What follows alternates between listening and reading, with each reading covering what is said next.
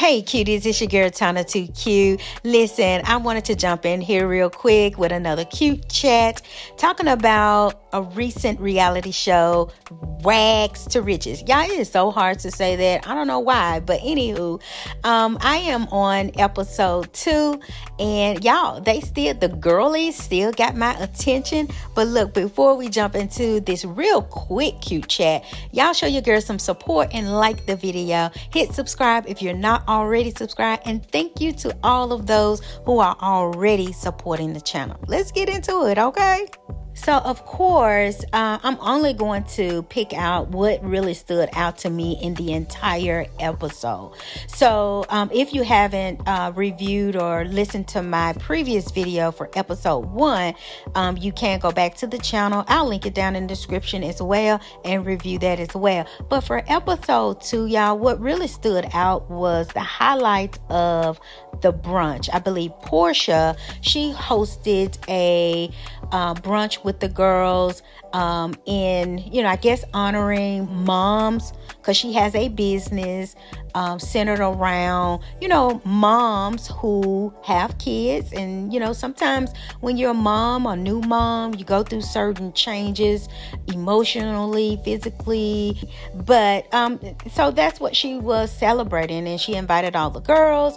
And in this moment, or anytime y'all know in reality TV, when they have a brunch or a dinner, it's going to be some sort of drama that's going to pop off.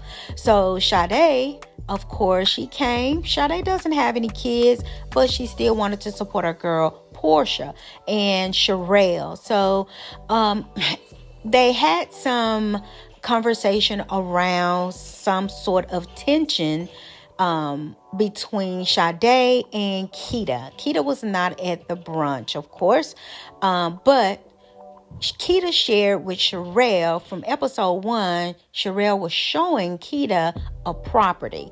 So in that showing, Kita shared with her that Sade and a couple of other wives, ex-girlfriends, they rented or, booked a suite for one of the football games. Okay. So Kita wanted to shoot. I guess she was shooting for some other show, and they wanted to shoot, in the what do they call it? The box. And they voted, basically. They voted whether or not, Kita could come in the box, while she was shooting. And, Kita was not the only person that went in and paid their money for this box. So the vote was that they didn't want her to come into the box, shooting. So it appeared that, being that Sade is a part of their circle, it looks as though Sade did not want Kita in the box, and she didn't really do anything more to allow her to come into the box. So that's what the unspoken tension was between Sade and Kita. So when they were at the brunch, this came up. Sherelle was not originally the one who brought up the situation. It was someone else. And Sade was, like, oh, wow. How do you know that information?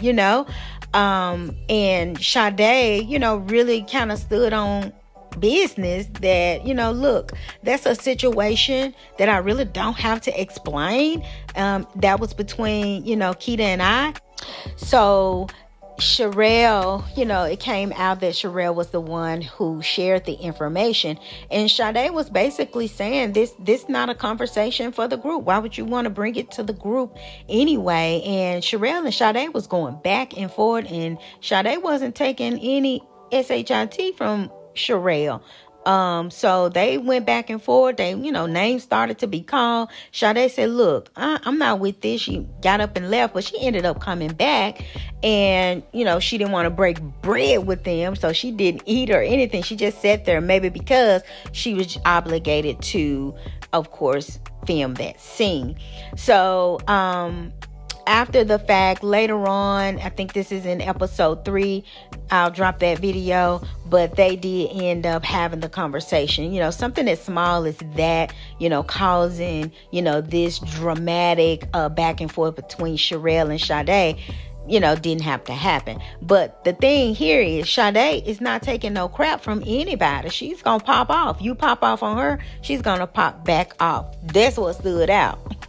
And then the other highlight of this episode 2, was MJ, Miranda, and her mom. They met up. So, backstory real quick. MJ, of course, is, having issues with her boyfriend, Kodak Black. That's his name. So, of course, he's in the entertainment business, and what comes with that is groupies, a lot of ladies, and she's really tired of going back and forth with the cheating.